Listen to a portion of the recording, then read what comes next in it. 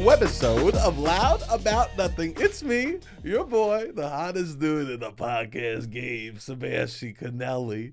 And as always, per usual, we got the cute boy here himself, Robbie boy. Robbie, say hello to beautiful people. Hello, beautiful people. Hello, beautiful people. Webisode. Pushing the YouTube. That's it. I like it. Pushing the YouTube. That's a subtle push of the YouTube. Yeah. Yeah, webisode. I see. I started comedy when it was all about the webisodes and all Web about series. All the web series was the rage. How do you feel about it? Did a ton. You did? Of course, I did a ton of. I was You in a trying ton to bring of them web back? series. Am I trying to bring them back? Yeah. I mean, we are. We have This a is web, a web series. series? Yeah, this is a web series. Yeah, you're right. What are we talking here? In a way.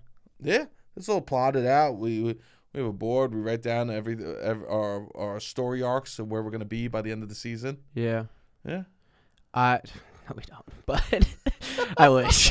I wish we could just choose an ending destination and automatically get there. Yeah. No, yeah, we're not worried about the journey. You don't need to worry about the journey. This is the journey. The journey. We're still in the journey. For real, in the journey. I'm in the journey. Yeah. Can't see the forest for the trees. I'm living in the fog, people. I remember when webisodes, like teachers would start to utilize that kind of stuff to help you learn. And you would think it would be more exciting because it's like, oh, video.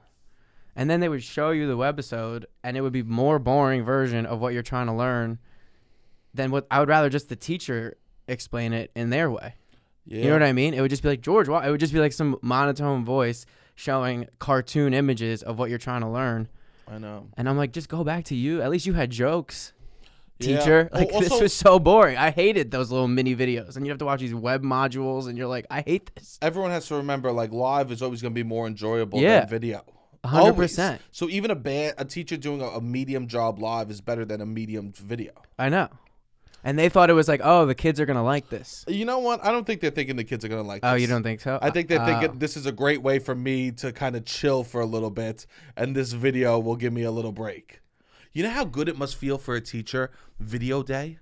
We think it's a treat for the students. Yeah, that's true. It's honestly, it is literally a crumb of a treat for the students compared to the whole entire cookie it is for a teacher. Video day for a teacher, and you just, You're every right. period, it's amazing. One, you get to see the kids walk in and discover a television in front of the classroom. So you get to see their pure joy lift over them that you're not going to be talking to them. Two, they just focus on the video, and you get to do whatever you want at your desk. Whether that's eating egg salad, whether that is grading tests, whether that is loudly flipping through a magazine. And magazines are loud. The loudest paper that you could be flipping through is a magazine. I could be holding a magazine. I could be looking through it. You wouldn't hear a peep. I give that to a teacher. It's the loudest thing you've ever heard. The loudest thing. The joys of a teacher. And occasionally just going like this. Shh. Steven. Yeah. Oh, that was a real you never even think about that. No, it must be easy to get out of bed on movie day for a teacher. You must feel so good. And I'm sure that other teachers are like, you see Miss Johansson's doing another TV day. Yeah, definitely. This is her third TV day of the month. I don't know. They're counting how many days they do videos. You know there's judgmental. There's some judgment stuff going on with how often the teachers I guess you could do like 8 a year. Right? You can't do one a month. You gotta do it's like 10 months. Unless, I think I had a teacher that we watched The Patriot in their class. And they're like, this is brilliant. I'm going to make them watch a 3-hour movie over 45-minute periods. It's incredible. It's truly remarkable. Well, the kids like it too. Everyone likes it. Yeah. If you can find movies that are along with your lesson plan, use them. It doesn't help with the regents, though. I mean, yeah, I didn't have regents. And you, at some points, are just working in a movie theater. Yeah. At some points. And it's like to remember 2 facts. Like the whole movie will be like, you got to remember 2 facts from this movie. If you're lucky, maybe 1. Maybe 1. And then you have to be like, Just remember, guys, that is not actually what happens during gladiator times. Yeah. Like, they always have to remind you that this isn't real. It's more reminding that it's not real what's happening than learning stuff. Yeah. Also, do you remember the drama? The drama around the teacher rewinding like a DVD or a video to find out what chapter they were on? And all the students chiming in where we ended. The drama of the teacher trying to figure out where they left off. People just want you to go back. And people are screaming like, Yeah. no, we're here. No, we're at the point where he first became a gladiator, right? We're at the point where he's running his hands through the wheat fields, right? Everyone had an opinion where we were. Because people want to watch as much as possible. You want to last as long as you can. Yeah. You're never getting big homework assignments when you're watching Gladiator. And you get to nap. Amazing. I used to nap a lot. Especially if it's a movie that you've already seen. Yeah. Or a subject that you don't really need to pay attention to. I would nap in the classes I was good at. That's incredible. Which is kind of wild. Nah. It's also, some of it's so boring. The first kid in my class to take creatine, this guy, of course, he was taking a nap. And he let out a creatine fart. And it was one of the funniest things that ever happened in my class. It smelled horrible. Loud and horrible. In the middle of us reading a book. While he's napping. While he was napping. And it woke him up. It woke him up and everyone else up. It was incredible. Those are the moments that I don't remember teachers' names. You don't? Nah, not a lot, but I'll remember that. I'll hold on to that. If you haven't yet, go check out. I know that we've just been talking a bunch of nonsense, but I want to say this: if you haven't yet, go check out the Patreon. We joke a lot on this podcast. On the last Patreon episode, Robbie and I got a little more serious. I opened up about like trying to find a new therapist and stuff like that, and how that journey's been. If anyone's been there, it's a difficult journey. It stinks. It's a hard time. Yeah, we both, I think, want to be in therapy. Yeah, I was with a therapist. Actively looking. I was with a therapist, and it sucks. She's too expensive. It sucks to be too poor to make yourself better. Yeah, that's a lot of people. And this is like truly America is like that. Like people are like getting therapy. It's like it's hard. Yeah, I'm too poor for therapies in some ways. Definitely. We talked about it on the episode, but the minimum I think one of my friends is a therapist that I went to college with, and she was telling me the minimum that she knows that anyone accepts for sliding scale is $150 a session. So there's resources, and like there's community resources, and there's stuff, and like we talked about that, why we want to be in therapy, where we're at. Yeah, we just talked a little deeper, which is something that I think is one. It's good for me to share because yes, I think we're lucky in this way, Robbie, having the show that we get to articulate our feelings out loud and kind of speak to them. Yeah, it's therapeutic. Yeah, it helps me in a lot of ways. Yeah, I guess therapeutic is a good word for that then. It just helps me like organize my thoughts before I talk or something like that. It also feels nice to share because people are really nice about it, and I appreciate that. And I think that I like having the Patreon because I feel sometimes I want this to be a funny show, right? Yeah. My goal is to be funny on the show.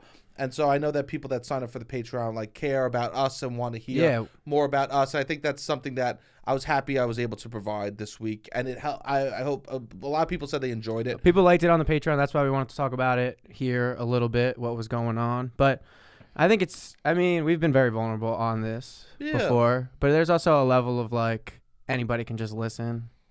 Sure. So that can just like pick up a phone on Spotify, which I would say this to whoever and be pretty open about it. But I mean, to have those deeper conversations reserved for that, I don't know, it makes sense. Yeah, it was nice, and it felt nice to be able to share that in that way. Yeah, it's hard. It's hard. That's it. It's hard. Me and Sebastian are definitely struggling. It's hard. I've been saying I'm measuring my mental health right now based on which cover of How to Save a Life I'm listening to. And what's the rankings? Very bad ballad. Pretty much no music, belting it out. How to Save a Life. Where did I go wrong?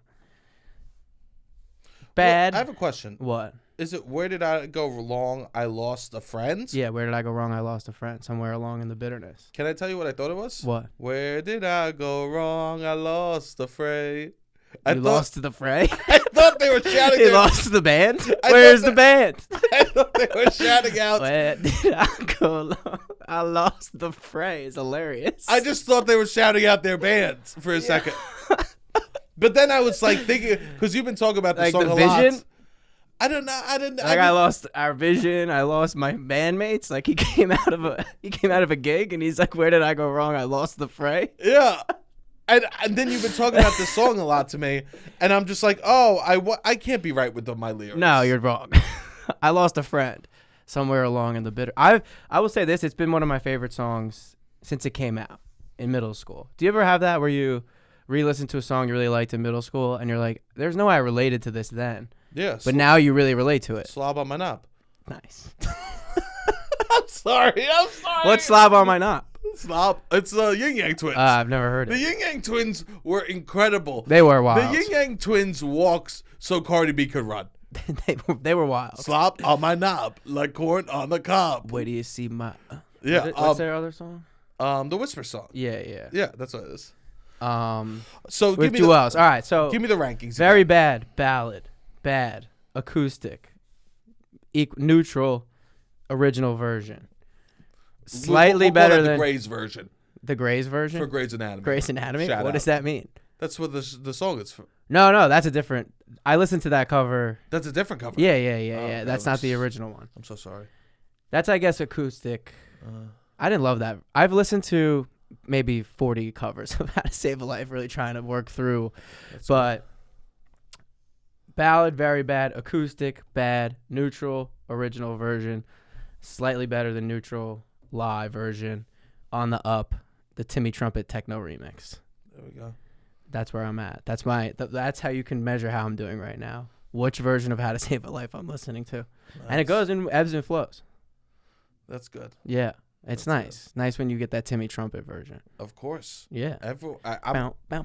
Yeah. whenever I hear someone listening to a horribly sad song with the hard beats, I go, It's nice. they're doing good. They're doing good. They're on the way up. Exactly. It is on the way up. I'm not Because- saying great, but there's future ahead. Just What? to hear a hard beat with a sad song, It's kind of incredible. wild. I could play it. No, you for can't. a few seconds. I think I can. No, don't. I don't want to risk it. All right. I don't want to risk it. People could Google it. The Timmy Trumpet remix is the height. Nice. And there's a few ballads that are good. That's good. Yeah. Well, I'm happy that you now have a scale. I have a good scale. Other people do emotional scales or ratings, but whatever works for you, It Rob. is. It's a 5-point scale. If whatever works for you, wherever you're at, Yes. is great. Thank you. Of course. But that was the song my ex-girlfriend would play Really? in the car. She would The drive me two of home. you? She would drive me home and we'd listen to that song. She's obsessed with the Fray. She liked the fray. Loved them. Couldn't stand me. Couldn't stand you. No, she liked me. She sometimes we chit chat on Instagram sometimes. Over my head. What's that? Another fray song. How's it go? I never knew. I never knew that everything course. was. I liked those two songs a lot Yeah. when they came out. I think They never really hit those two for me again. They had "You Found Me" was alright. Sure. They did a remix of Kanye West "Heartless" that was alright. We would drive But those home two are and she would blast the Fray. when you were in high school. Yeah, she was really about the Fray. Yeah, "How to Save a Life," kind of a breakup song. Yeah, we were constantly You were always relaxed. fighting. No, I think I was just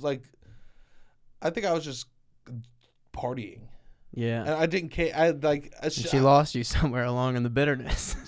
She She did. would have stayed up all night. You She didn't want did lose that. me. You didn't No. want her to stay up all night. I just with wanted you. to party. Yeah, I just wanted to party. yeah, you were a kid. I was a kid. Yeah. I never did anything. No, it's a heavy song No, for we're- anyone. I said we talked on DMs because we're friendly. Yeah, you know yeah, what I you're mean? friendly. Like, we're not ever hanging out. no. But yeah, we're, Shout out. shout out. Not gonna say names. No, But that's how we're doing. yeah, that's how we're doing. So if you want to go listen to the Patreon, you could hear a little more serious actually what's going on with us, and that's beautiful. And we appreciate the support. The money helps. Yeah, It's of a course. supportive of the show. We're trying to do different things every week. One thing we've been doing is you could ask a question, and we're addressing any questions asked in the Patreon. You can just type it in. You don't have to call. And we're addressing them every week. We've done some vlogs. Yeah. My cousins saw us at Target. They didn't say hello. My 2 little cousins. I get it. You're embarrassing. I'm embarrassed. Well, I'm embarrassed. They are. Too. I get. Yeah, We have live mics on. We got a whole camera get up. We're in. Yeah. We're not. Cool. I said, are we doing anything? Robbie, we are not. I realized that. Literally. I realized my little cousin saw. She's 10 years old. Of course. She's getting our TikToks, which is also strange. Maybe it's because of the algorithm and numbers, and I didn't have her number or anything, but I have her parents. I don't know. Yeah. But to know that our stuff is getting pumped out to 10-year-olds is interesting. But in the grand scheme of things, Robbie, what we're putting out versus what other people are putting out. No, not bad. No, not bad. Not at all. Not that bad at all. But I was like, oh, interesting. Noted that 10-year-olds could get. I'm never posting thinking that a 10-year-old is going to receive it. Well, I'm happy that you posted something about dick pics today. I did post something about. This is this is true. All right, you're right. And you didn't just bring this up to me the first time. You're right. But it was funny. We can't control that. That's on no. the parents, I know. Robbie, I'm sorry. No, but I saw my family, and it's interesting to see like the personalities develop. Because my one cousin who saw us in Target is very quiet, reserved, like. I don't know. She's kind of nervous to talk a little bit. And then her younger sister is like very loud, very confident, I will say, socially, very much like a talkative person. She hit me with like hard takes. Well, that's the way kids usually are. There's never like, I've never seen a family of quiet people. Yeah. Have you ever just seen a family of all the siblings are quiet? Well, both parents, I would say, are quiet. Yeah, but that's no, nuts. yeah, because they chose each other. They chose each other. Yeah. I've never seen a group of siblings where they're all quiet and reserved. That's true. There always is like someone that like one sibling that has to be loud for the other one. Yeah. Or the other one is quiet because the other one is taking up all the space. Yeah. One sibling will take up all the space. Which I guess I Who was don't it in realize your family? it takes up that. I don't know. Me, I guess. If you don't know, me and my sister took up space. Maybe me. You think? Yeah, probably. Yeah. I probably took up the most space. You took up a space. Yeah. I took up space. Yeah. Yeah. I definitely took up the most. My But sister. here's the thing. It'd be go me, my sister, then my brother. Here's the thing. Taking up space doesn't mean you get the most attention. No. My older sister got the most attention. Okay. We did a lot of the stuff. My parents were really focused on her. Interesting. I would say we were evenly split on attention. My parents were really focused on like, we did a lot of stuff that my older sister liked. Because also my older sister liked what my parents liked. Okay. Which is a real hack. Yeah. You get whatever you want if you like what your parents like. Yes. Which I was probably a little of that too. I'm the were? oldest. Yeah, that is an older You get like sibling conditioned to like what they like. You've been on the same page as them for the longest time. I was the third. Yeah. At that point, they're like, I'm afraid. Yeah. let him like what he likes. Yeah, that's nice. Yeah. But my brother liked a lot what I put up my interest on my brother. Of And we course. still have the same interest, I would say, for the most part. Lakers, Pokemon, sports. I'm less on the sports as he is now. But we were really on the sports back then. Yeah. As a kid, you got to be on the sports. You got to be on something. Even I was on the sports as a kid. Yeah. Even I was. That's good, I guess. I don't know. Yeah, I guess. At a certain point, it's like, You're just following reality TV in a way. know. But it is, I didn't, like 5-6 years old, you really can see strong difference in personality. You could see personality even younger than that. Which man. is just like, because I always think about you could change your personality, you could become, but there's such an innate aspect to it that I didn't really like realize. And seeing my younger cousins, personality's formed at by 3 or 4 years old. which is interesting to me. Yeah, She's really funny. This is why it's so important that like parents, Yeah, like it's really a responsibility. and I wonder how it shapes and how people can end up so different. Tune in next week where we I know child psychology. Child psychology. But I wanted to tell you, my mother would kill this. maybe we have her on. My mother would. would. Can she come on? People have been asking. She's not going to be fun on. All right, I'll prepare. I'll do the best prep that we've ever done. But she's not gonna be. You would do a good prep. She's not gonna be open. You don't think so? I think she would more. No, she's very closed. Maybe. She's very closed. She wants us to be successful. She would. I bet you she would get us 10 clips. She would come if we had a combo before. So my mom doesn't like to fly on planes, and they're going to Disney, and she's begging me to go on this plane with her, which might be the most emotional labor that my mother has ever asked. My mom's gonna be on the plane, and she's gonna be the woman that people look at, because this will be my mother. Ready? Oh no! It's gonna be bad. You already you don't love planes. Nah. Planes aren't your favorite place in the world. I'm not scared. I'm just uncomfortable. No, and yeah. it's like, I'm a huge dude, you know? Yeah. I'm like a big guy. I just am trying to get through it. Yes. For her, it's about like the mental battle. I mean, if you're not flying, it's last- a wild concept. The last time that she went on a plane with my uncle, and they got home, and my uncle said to my father, I will never fly with your wife again. Really? It was that bad? I will never fly with your wife again. Interesting. And that was my mother on his Annex. Wow. I mean, that's tough. Yeah. That's tough. So what are these hot takes that the 60? Let's get some hot takes from. Well, my 6-year-old cousin, I don't know. We were talking about movies and stuff, and I asked her if she liked Shrek. And Good convo, great convo for kids. Yeah. Great convo. Yeah. I asked her if she liked Shrek. She goes, I hate Shrek. And I'm like, what? You hate Shrek? She goes, everybody hates Shrek. And I'm like, who is this posse of people that you have that we're all off Shrek? And I go, why don't you like Shrek? She goes, he's ugly. And I go, Mia, the point of the movie is that it's not about what you look like on the outside. It's about what you look like on the inside. And she goes, nope, don't like him. And I'm like, what do you mean? Did you watch the whole movie? She goes, no, couldn't finish it. I love it. I'm like, I love you it. couldn't finish Shrek? I love it. And I'm like, and then whatever. We talked about it again later. I say the whole spiel. And she goes, ugly on the inside too. And I go, that's because you didn't finish the movie. He starts ugly on the inside, but you realize. Nope. She goes, nope, couldn't get through it. And that's why 6 years old. People treated him bad because they knew he was ugly on the inside. I don't know. I love this. It was such a wild take. Just like to go everybody, like, because I was so surprised when I said she said I hate Shrek. She immediately had to justify and go, everybody hates Shrek. I love We're all off Shrek. I love when you don't know something, or someone doesn't agree with you, you just drop in. If someone is like, I don't think that, be like, what are you saying? Everyone thinks this. Yeah, I know. Just say everyone as a at my blanket school. statement. Yeah. Just be like, what are you talking about? Every single person I know thinks this. Yeah, exactly. Just with no facts, no backup, just dropping that everyone thinks this. You're an absolute moron. I know. Everyone thinks It was this. almost as if like somebody at our school tried to put on Shrek, and 5 minutes in, everyone's just booing, like, no, fuck this guy. You know what's funny? And they had to turn it off. You know what's funny about Shrek? Shrek is a story about a guy who's alone, right? Yeah. Who the society hates him, right? Because of how he looks. And he goes on this, he just wants peace. Yes. He just wants peace. And Oh, yeah. he just wants peace. Everyone else Nobody would bother. Like, if they don't come in the beginning, there's no story. People are annoying him. Yes, people are That's mean to why, him. yeah. And people attack him. And people come into his place, and yes. they're trying to take over a swamp. All he does is want to be alone. Farquhar is trying to buy a swamp, right? Yeah. So, I forget who it is. I think it's the fairy tale characters Yeah. get like banished, and they take over his swamp. Yes, yeah, which is under his rule. Yeah.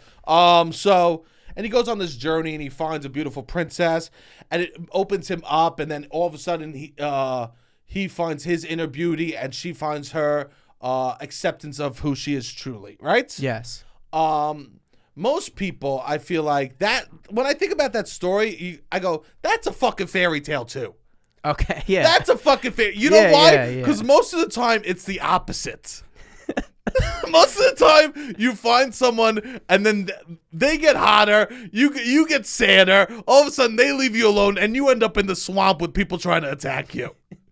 Yeah. Real life Shrek is the reverse. Okay. You end up hardened. You end up divorced in a swamp. Yeah. Why is everyone fucking bothering me? Until one of them finally just kills you. Yeah. Real life is Shrek reversed. Shrek reversed. I don't know. Actually, You right? start out liking yourself more, you think. Yes. In a happier relationship, and then it gets, yeah, I mean, maybe. Most of it. Yeah. I don't know, but I'm really, I'll tell you this right now, man. I'm positioning myself to really have a Shrek tale. You want to have a Shrek tale. Right now in my life, You are. I'm really Yeah. positioning myself to have a Shrek tale. You are. Yeah, just find a Right woman. now, you need the fairy tale people to come move into your apartment to really ignite the story. I need a donkey. You're kind of the beginning of Shrek. A little bit, I guess. I don't know. Right now. Yeah. You don't really go out much. I don't go out He much. stays in his I apartment. like to be home. I got the internet comments coming at I me. think you have less and less patience with certain people, which is good. Not bad. Shrek got to a point where he's like, I can't with these people. I know. They've proven themselves to be who they are so many times. Why would I keep giving them a second chance? That's what I'm at. Yeah. With a lot of people. I go, I get don't need that. this. I don't need them in my life. I don't Yeah. need them. My world's getting smaller. Yeah. I need a Fiona to come in. You need a donkey. I need a donkey more. Donkey than really guides the ship. Yo, Donkey does more for Shrek than anyone else in that I story. agree, 100%. And here's Because he the wouldn't thing. keep going if not for Donkey. Donkey is credited as being annoying. An annoying person in your life will help you. Okay. You need someone that's overeager. Do you want me to be more annoying? I You mean- don't want me. You don't want this in reality. You don't know what I want. You want me to be more You annoying. do have donkey energy. Sometimes, yeah. With our dynamic, I would have Donkey energy. You have but much I'm not more donkey energy. I'm not as persistent as Donkey. You never answer me if I want waffles. You never throwing out waffles. Look, I even got my green shirt on. I'm We're not dressed as like Shrek and Donkey today. I'm not as persistent. No, Donkey's very persistent and a little more annoying. I don't want to be annoying, but maybe I should not you worry sing about it. just as much as him. I do sing as much. You sing just as much as him. I You do. are Donkey. I have Donkey energy. You do have Donkey energy, and Yeah. I unfortunately have Shrek energy. Yeah. And hey, We're in the beginning. We're in the part where Mia turned the movie off right now. We need to get to the good part. I know. You know what? And this ugly loser. I'm surprised she watched the clip. Oh no, that was the no, old the guy. other one. Oh yeah. But I mean, Yeah, we do. Donkey doesn't get enough. Annoying friends that make you do stuff are essential. They stink, but they're essential. yeah. Because- I'll make you do stuff. No, they're just. It's good. I'm gonna regret this. Now he's going. I'm gonna regret He's this. realizing what I'm he's gonna saying. regret this. They're good for you. Yeah. An annoying friend is great for you. They can be very good if you like them. I like you. Yeah. Thank you. Fishing for compliments. Oh, you're cool. But that's the thing. You need to give Donkey the compliments. I He needs it. love Donkey. Yeah. Well, even then, I brought it up with her dad, and he's like, "What?" She's like, "You didn't like Donkey? He's hilarious." But even But no, she pushes just. him. I will say the animation is kind of bad. That's okay. They're on this new wave animation. Nah, they watch YouTube. The animation on YouTube. Oh, you're right. So it's like, almost the same level as yeah, YouTube animation. So if anything, they should be 'Cause comfortable with that. I said that to somebody, and they were like, "The animation's bad," and I was like, "It is bad," because I rewatched it Yeah. recently. Yeah. But then we were like, maybe you try Shrek 2. He's hot the whole movie. But she was just like, no to Shrek. Shrek 2 which was funny. kind of is just Shrek 1 in reverse. A little bit. Yeah. It's like, how about Shrek's hot, and then Yeah. he gets ugly. But no, it was funny. How was your It's good. holiday? It's good to be fine. Nothing to really report on. Hey, what's going on, everybody? We are very excited to have our sponsors back with us. Sunset Lake CBD. You know them, you love them. They have so many great products over there. We are excited to be working with them again. Sunset Lake is a great brand. If you want to check out some CBD, they have so many great products from. I just used some of the body lotion right before the episode, and the whole room instantly smelled like mentholy, right? Yeah, it smells good. The lotion's nice. It's I literally sometimes it's so powerful, that beautiful smell. You gonna use some now? Yeah. Nice. I'm Such a smelling child. I almost thought you were gonna put it in your nose. No. It's like smell. yeah, it's like that thing. If you smell your hand and you're a loser, you have some on your nose, bro. Wipe your face. Sunset Lake has so many great products. Check out. They have oils. They got lotions. They got those good vibe gummies. If you're really looking to chill, they're really good, very mild for people that aren't experienced in partaking in extracurricular activities, which I really enjoy. Also, if you use the promo code LOUD, LOUD, LOUD, you get 20% off your entire purchase. So if you're looking for some sleep gummies, if you're looking for some lotion, some rub for some sore muscles, or just getting a little funky with those good vibes, use the promo code LOUD at Sunset Lake CBD to get 20% off your entire purchase. Beautiful. All right, back to the show. Nice. Family was there. I was helping my parents set up the tree. And I was like helping them hold it up. And my pants fell as I was doing it. I've never heard my mom laugh so hard. Because I'm boxers too? No. Just my boxers were up, but my pants fell to my ankles. And I'm holding the tree with the pants around my ankles, wiggling. That is funny. Wobbling. And my mom's on the floor laughing at me. That's funny. And I'm like, stop! I gotta do this. Stop! And my dad's making fun of me, and I'm holding the freaking tree. That's funny. Yeah. The tree fell. Did anything get broken? Couple ornaments. Damn. I mean, this is my mom's fault because we had the tree in position, and then she's like, "No, we need to rotate it." So, I mean, that's on them. It's perfection. It needs to be to perfection. They need to, yeah. It would bother her every single night. I mean, they already argue about the positioning, the tree. The way the two of them have to pick a tree out. My dad's so particular, and my mom will be like, well, sure, that's not the one I want. And that will be said for the rest of the Christmas season. This wasn't the tree my mother wanted, and for the rest of the season, I mean, not the tree I wanted. It's going to be heard all throughout Christmas. Interesting. Yeah, it's incredible. You think she'll be fishing for people to comment negatively about the tree? Yes. The only thing better than a compliment is someone saying something negative about something you hate. Oh, yes. When it feels like I love a compliment. I think that people really accept compliments, but it's a little harder. But you know what people really do know how to accept? You saying something negative about something you feel negative about. The joy that washes over that person, and then they'll do this. They'll go, Tim, say that again. Well, especially, I was going to say that again. Say that again. You know you're in trouble when someone tells you to say something again. You know you just entered an argument that's been going on for weeks. Well, when you hit a hot topic in a couple's argument, it is very illuminating to the couple. I went to my friend's apartment. Say that. Say that again, you keep your mouth shut. Yes. You keep, when you hear a say that again, a finger snap, and then like addressing. Yes. You hide because you just stepped into literally an argument for the ages. I know. I went to my friend's apartment. She moved to my neighborhood, and I was going in. I'm like, this is so cute. You have a little outdoor balcony. It's great. I love this neighborhood. And then the boyfriend comes in and he goes, Robbie, keep saying this stuff because and I'm like, you don't like the apartment? And he's like, thank you. Keep complimenting the neighborhood. Keep complimenting the apartment. And then we're talking, and then on the way out, I go to my friend. I'm like, Dana, it's a nice apartment, and this is a good neighborhood. Yeah. You should be happy. And he's like, thank you, Robbie. But it is when you enter a couple's argument, they really are like, just keep like they want you to keep going. You pick a side by accident sometimes, especially if you're like she's more my friend, and then it's like, oh, listen to your friend. You know what I mean? Yeah. Like if you don't agree with the person you're closest with in the relationship, then they're like even more overjoyed because it's not. He's like, I didn't tell him to say this. But you know what's going to be wild? What? So you leave. You know that they're saying, well, you know, Robbie thought that. Oh, 100%. You know that all of a sudden you are a talking point in the arguments that they're having. I've been single for 10 years. I've been almost a talking point in all my friends' relationships. And I also come in with takes. I like to third wheel. I have no issues third wheeling. That's nice. Do you have issues? I mean, you've third wheeled a lot. Yeah, I don't care. Yeah. If you're really close with the couple. Yeah. As a dude, you just need to, I don't know, just be nice to them. Yeah.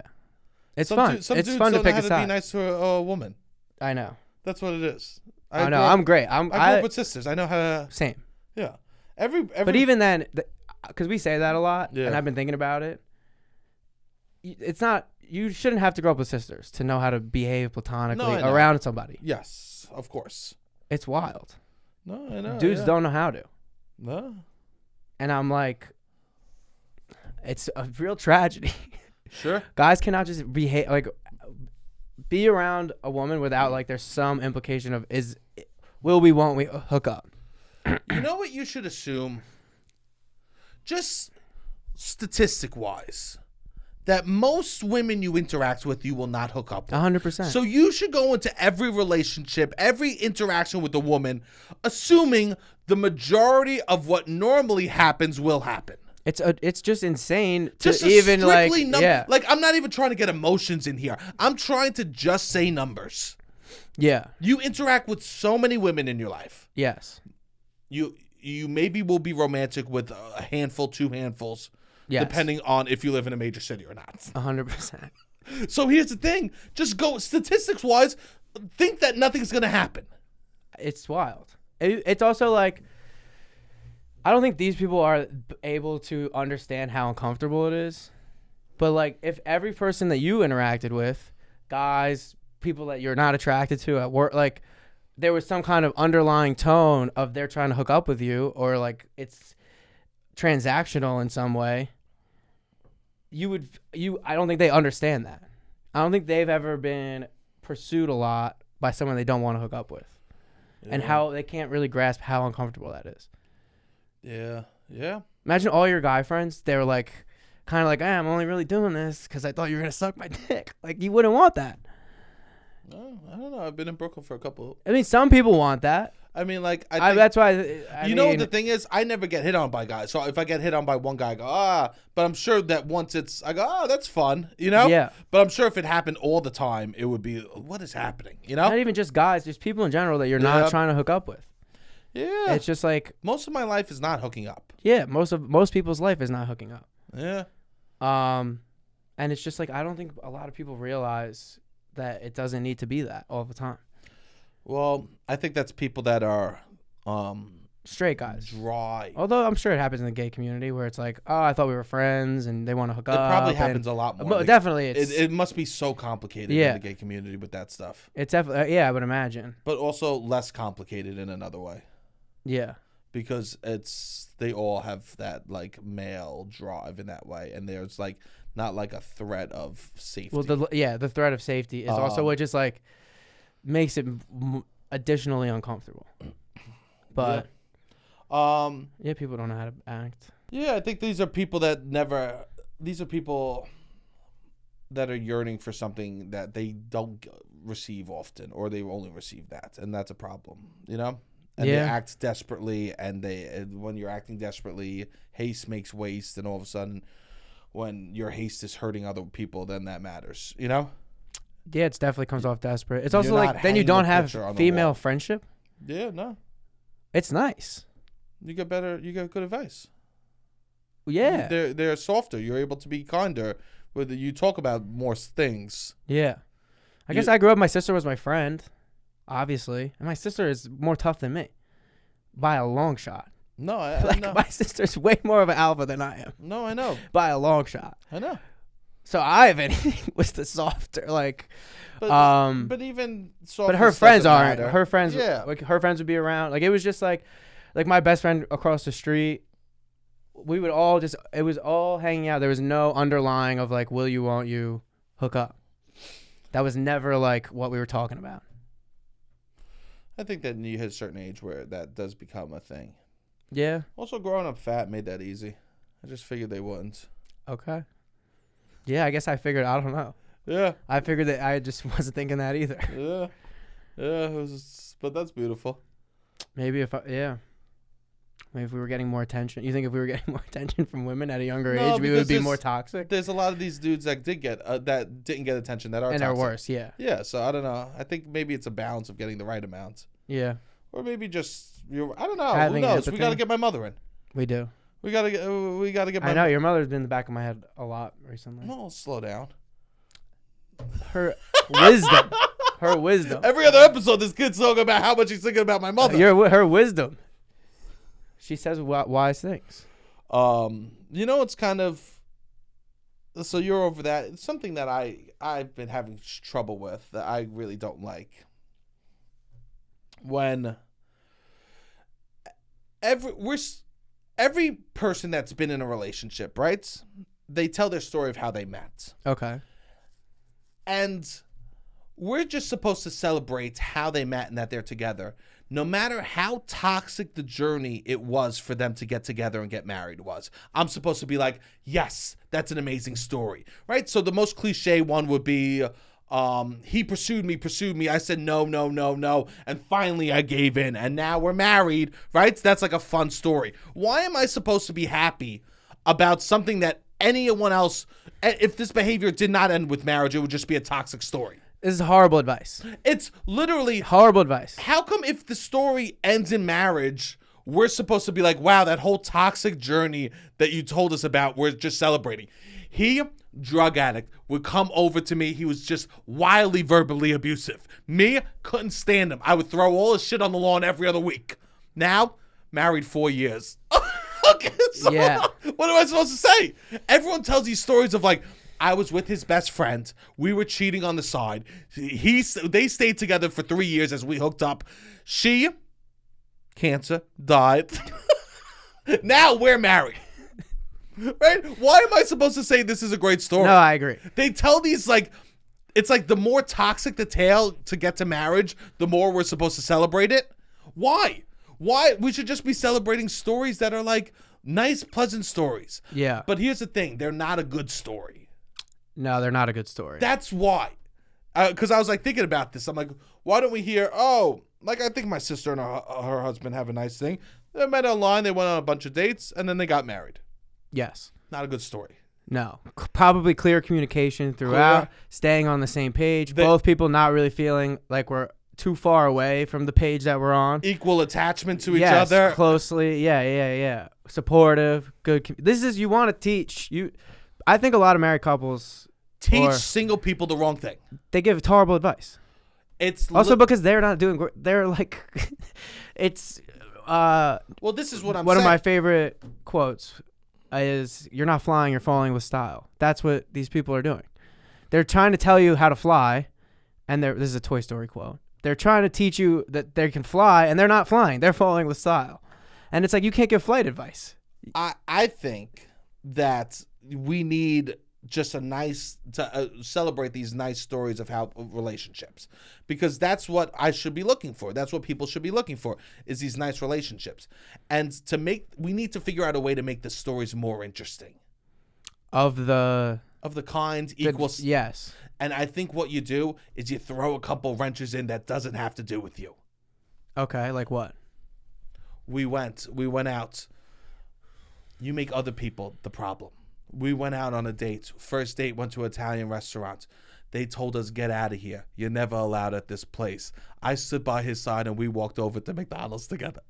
Oh, I see. You make stories. You create stories that you two are on the same page. You two on the same page. And then somebody else comes and does something. Someone else makes you stronger. So what makes a story good is overcoming obstacles. Yes. And so every story for a couple, for them to get married, the conflict is in between. They make the obstacles each other. Yes. And I think we'll be able to celebrate stories better of people getting together if the obstacle's the world. Yeah. We were supposed to go on our first vacation together. We got stuck on the runway for 6 hours. We ended up staying at a hotel in LaGuardia Airport, and that was LaGuardia Airport. We ate cheese and crackers, and we never laughed so hard. Yes. Adorable. And cute story. We need to make when we tell stories of love, I understand what it takes to say a good story. Yes. You need classic storytelling. Someone wants something, they try, they fail, they try, they fail, they try, they fail. We see if they get what they want or what they need at the end, right? Yes. Cool. We just need the obstacles to not be each other.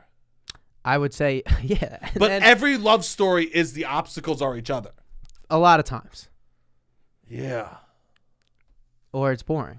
And then you know what happens? These single people are like, well, Francesca and Tim, they got together.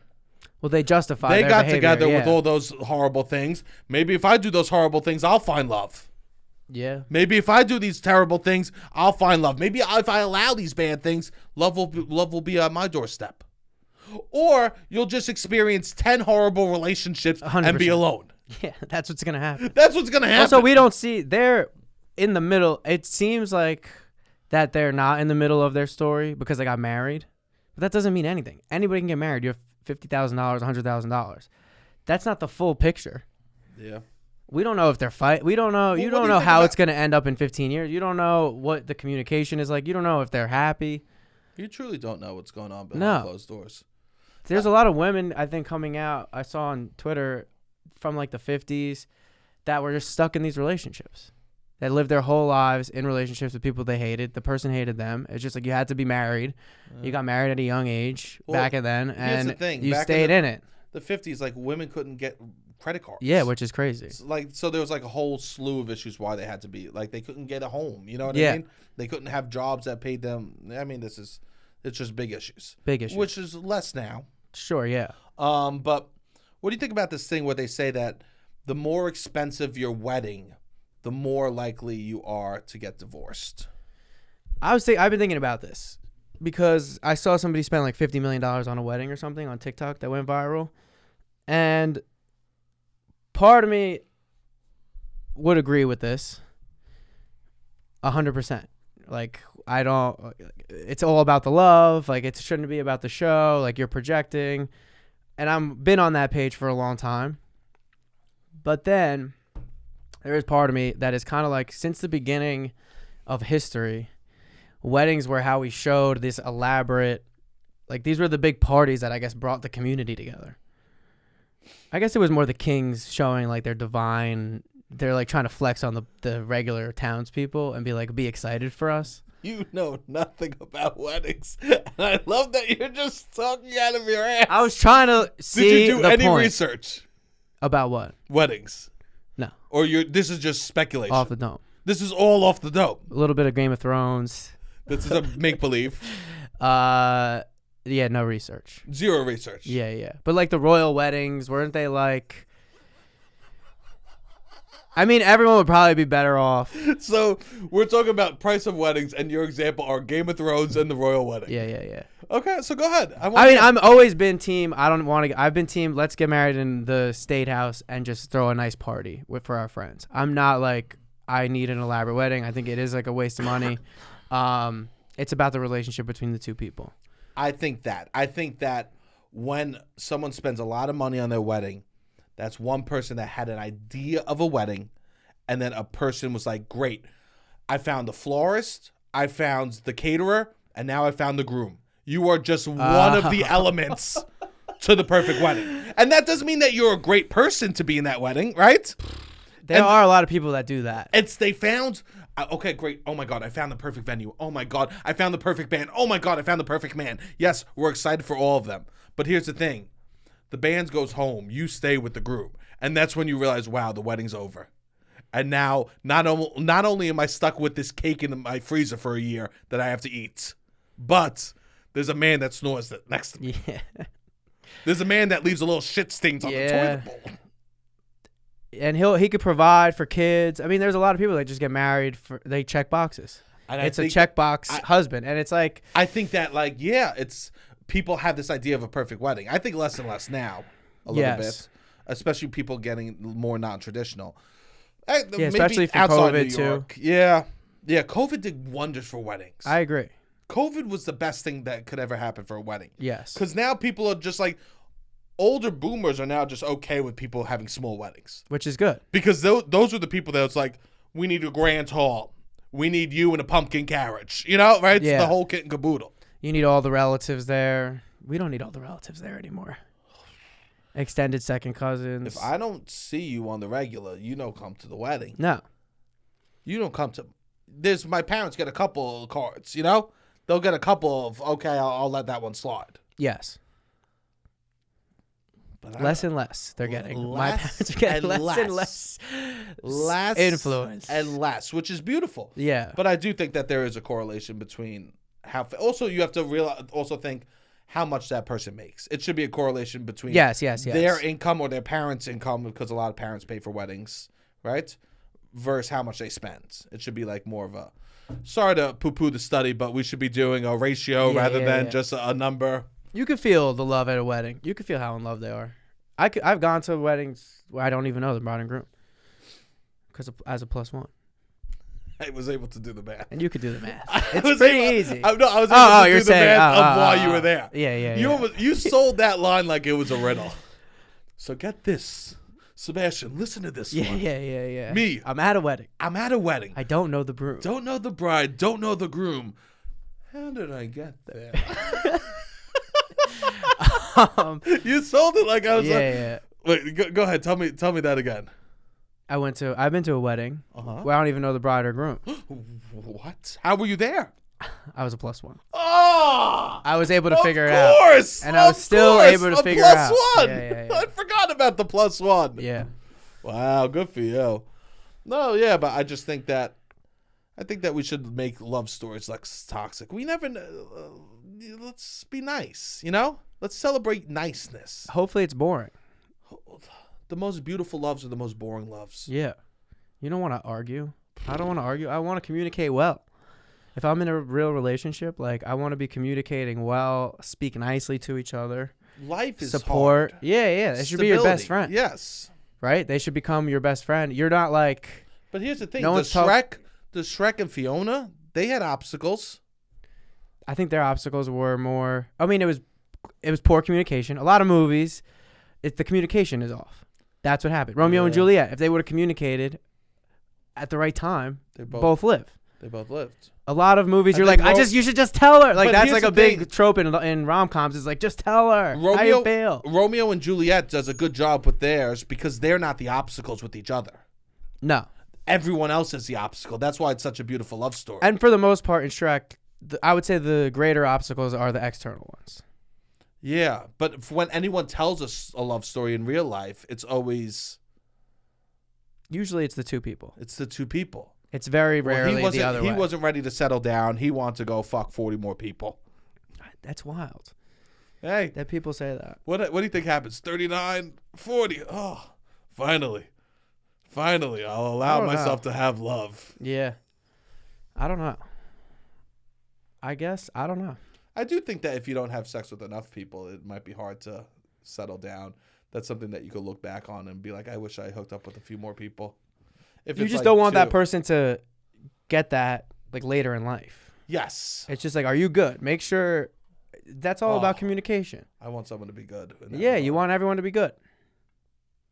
You don't want somebody to feel like they weren't able to live their life or like you restricted them in any way. Like you want to be on the same team. I do not want to be forced into an ethical, non-monogamous relationship later in life. Later in life, no. Later in life, E&Ms might be one of divorce. my biggest fears. That would be your divorce. No, that's not divorce. You wouldn't. That's worse than divorce. No, I'm saying you would just get divorced. You wouldn't accept it. You don't know me. That's true. Honestly, if I was in love enough, I would struggle through it. And that's scary to me. That is scary. For me, if you find out years from that now, I'm married in a non-monogamous relationship, I'll have to become the annoying friend. I don't know. I just can't. I don't think I could be happy in that. Probably not. And that can't be my first choice. No. You can't. Don't do it. I would say you have that convo before. And it's hard because you want people to grow. And if they need that, I think it's just not. But you need to grow too. You need to feel okay. I know. Yeah. You need to feel okay. That's what it is about. Yeah, but I do think people. You can't sacrifice it all for that person. I really feel bad. It's hard for people that start together as monogamous and then end up non-monogamous. I like really wonder that journey. Yeah, I think one person is probably unhappy. 824, make it. Make it, write it. You make it. I don't have any Instagram webisodes. It's fiction. Oh yeah, it's fiction. You could write fiction. No, but you need to know some reality and Yeah. truth behind that. I don't know any truth behind that. But I mean, what I was gonna say, you want the person to be your best friend, and I don't think you're ever talking about your best friend in that way. Nah. Of like we fight all the time. You know what I mean? Like we weren't gonna be friends. And then I just bothered him every day at work. And I was like, bro, let's get a beer. And then finally, after 2 years, I got a beer with this guy. And now we're buddies. And now you know what I mean? Like, yeah. That doesn't happen. No, that doesn't happen. It's just when it comes to that with love. I have this theory too. What?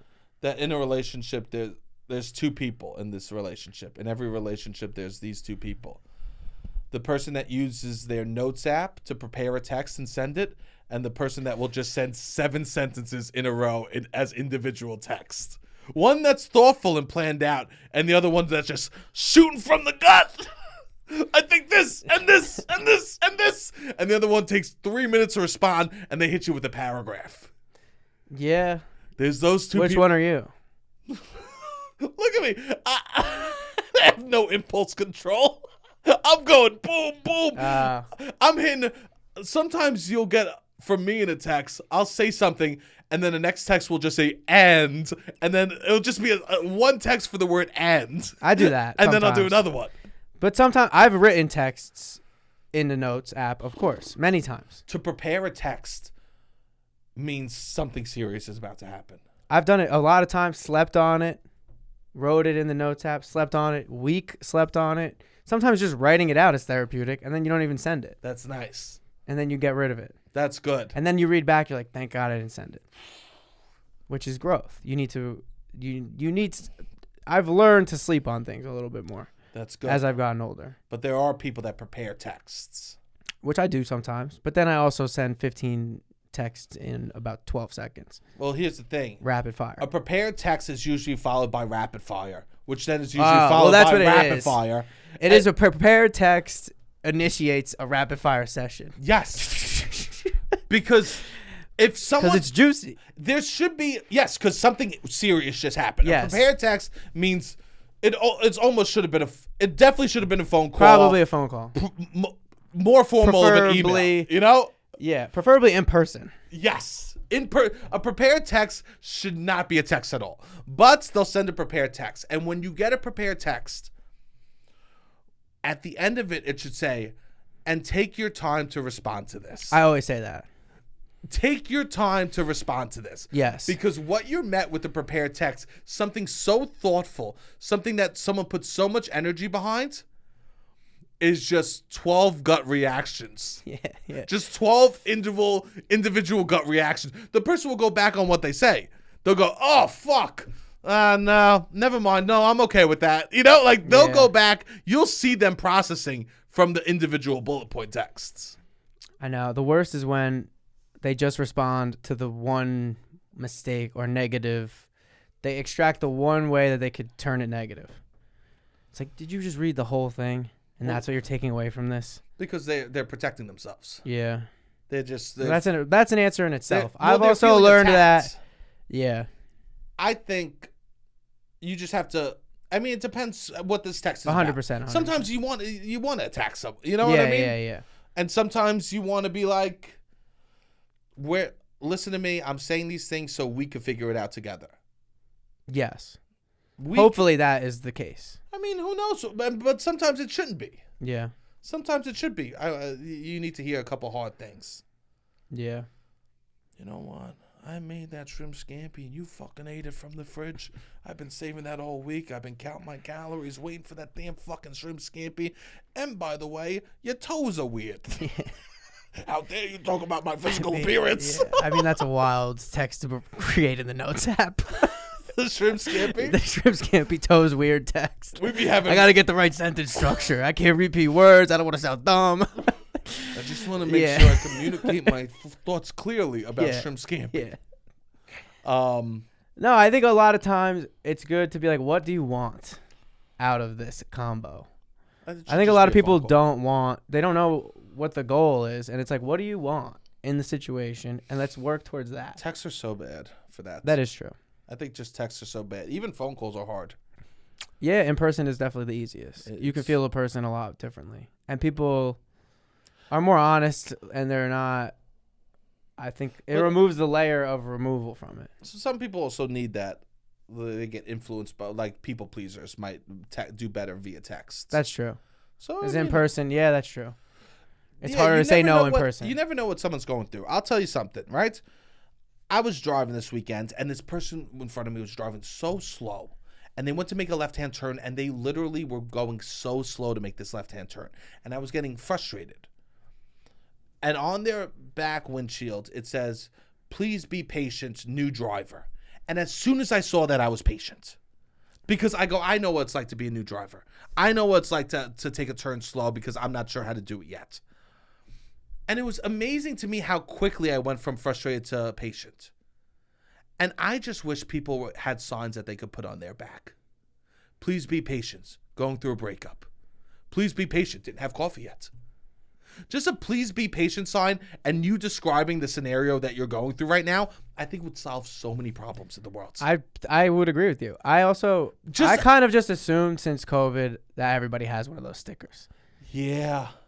But sometimes they do something that annoys you and you don't allow it, you know? Yeah. I try to have patience. Please be patient, and then gave the reason why. Yeah. I could be so okay with someone because I'll relate to them. There's that ounce of vulnerability to put that on your bumper sticker. It's actually put it out there Yes. really makes you empathetic towards them. It's the exact opposite of Calvin pissing on someone. Pissing on the Patriots side. Yes. I'll honk my horn all day at someone who has a bumper sticker like that. Yeah. But someone has a please be patient sign, I am so open to that because it does not feel good.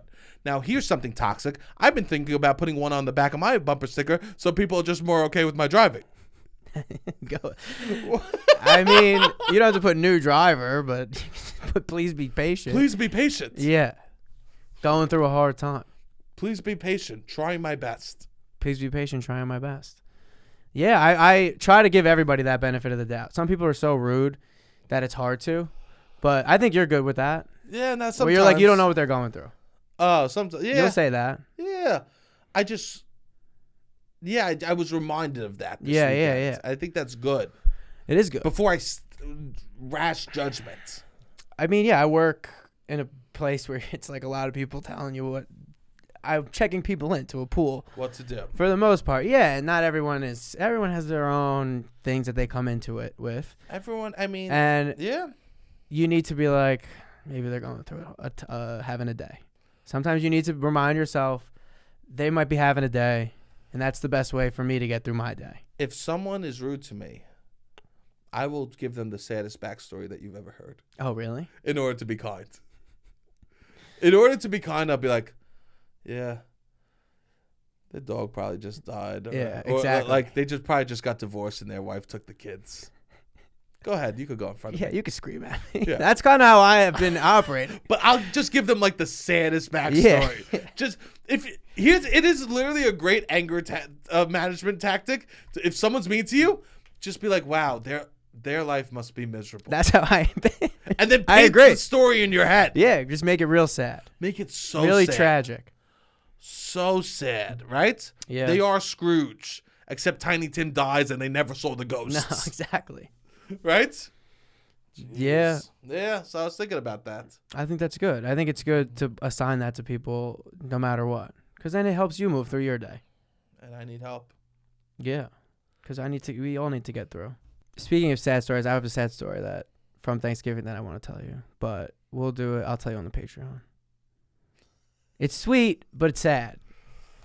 Okay. We're going to record the Patreon. All right. Cool. We'll end this, and we're going to go into that. Beautiful. Everyone out there, thanks for listening. Go, please check out the YouTube, comment on the videos. We love getting those comments. It's nice to YouTube because we get to hear more what you think about the episode. Yeah, we really appreciate the comments. The last video had more comments. Please keep commenting. We read every comment. Yeah, we do. If you want to buy a beanie, we have Loud About Nothing beanies for sale. The link is in our bio, so if you want to check that out, we'll be shipping those out. Also, thank you for sharing the clips, and thank you for just sticking around with us. We really appreciate that. We're about to start doing some more holiday content here. We're going to be doing a holiday call-in episode, so if you want to call in, if you have questions about our holidays, if you have thoughts about your holidays, stories from past holidays, call in 929-900-6393. So call in, and we will be taking a call-in episode based on the holidays, which we're very excited to hear about people's cheer, whatever holiday you celebrate, just about this season. that's around us right now. Yeah. I have a holiday party coming up. So if you have any stories about holiday parties or questions or tips, let me know. I've been wearing my I wore my beanie to work, and they were hyping me up. They're like, "Oh, you got merch? This is sick!" Like, the kids at the job are awesome. The one kid's going, "Man, we don't hug enough." I hugged the kid I work with. We're all doing hugs at work. They're hyping up my beanie. We're planning our holiday party trip together. This is it. You got me and my young. I mean, they're like 5-6 years younger than me. We all work at the gym together. They're very supportive. There we go. It's endearing how supportive they are. But yeah, please support the beanies. They're sick. The New York City youth thinks the beanies are cool. I love it. And yeah, call in 929-900-6393. We're excited to do a holiday episode. All right, Robbie, hit the music.